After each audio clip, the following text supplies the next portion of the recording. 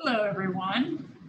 I know we are just wrapping up Module 5, but I wanted to make a little video and go over our next big project, which is in Module 9.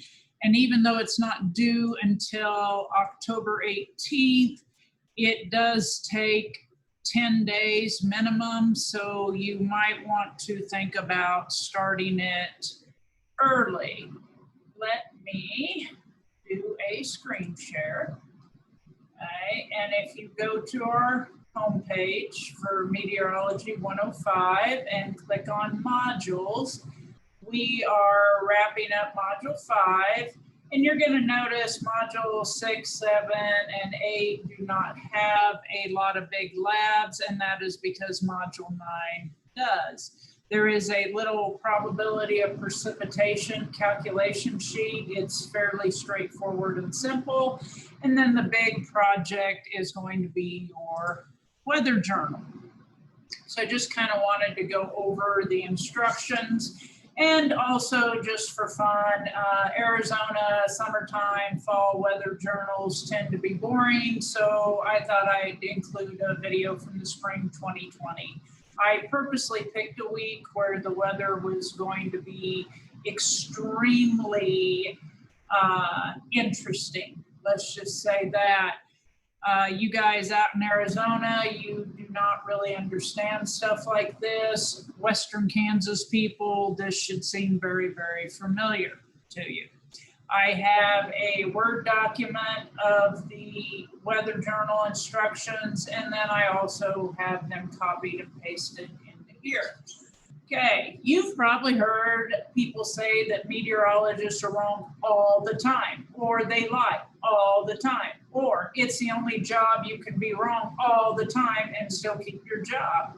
Well, I want to test that hypothesis. So I'm going to have you keep a weather journal for 10 days, and it's due October 18th. You'll need to kind of start by October 5th. If you start the 6th or 7th, that would be okay.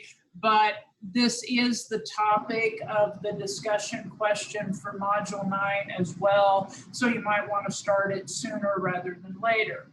I want you to actually do the math and see how often the weather forecaster is actually wrong. Okay. Determine your forecast area. Okay. It's probably a lot larger than you think. Dodge City people, we have a National Weather Service office out by the airport in Dodge City, but our forecast area is quite large and includes almost this half, the west half of the state. The next step will be to use a website or weather app and record a 10-day forecast. Okay, you're going to record the 10-day forecast all at once that first day you start the weather journal. This is what you're going to use to determine how accurate a long-range forecast is. Then the next step is going to be to record the forecast for the next day, a 24-hour forecast. You'll have to do this every day so you can compare it to what actually happened the next day.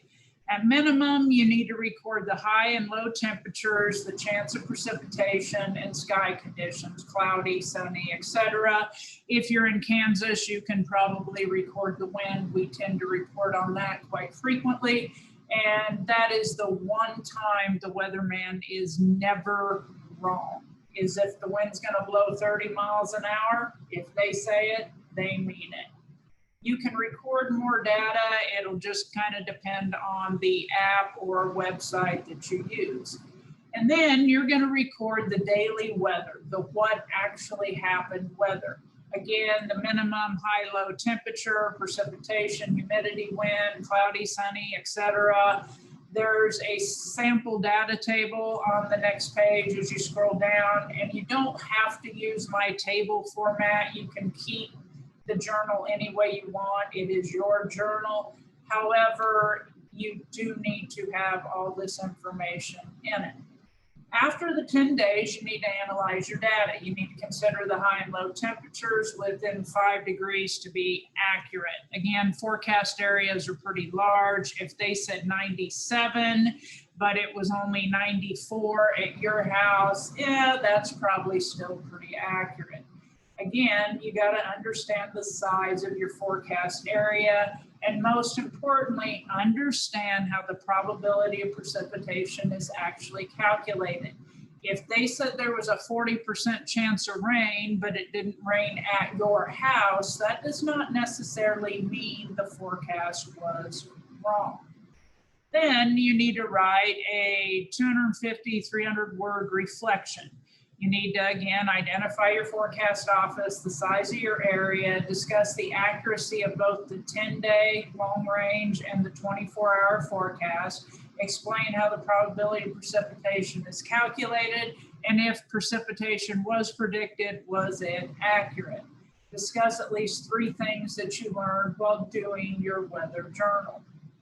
And I'm going to pull up the Word document and go over the table and the rubric. All right, this is the sample data table. I just picked dates. You would record on the 10-day forecast, you'd record that the first day, record your 24-hour forecast, and then record what actually happened. And I also attached the rubric. For the 10-day forecast, that's worth 10 points, so make sure you record it. You either record it or you don't. There's not much more to that one. The 24-hour forecast versus actual weather, that's worth 40 points total, or 4 points a day.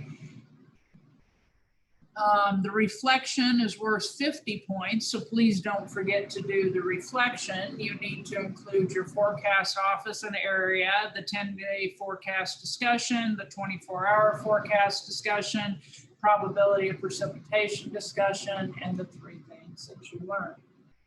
As always, if you have any questions, by all means, please ask.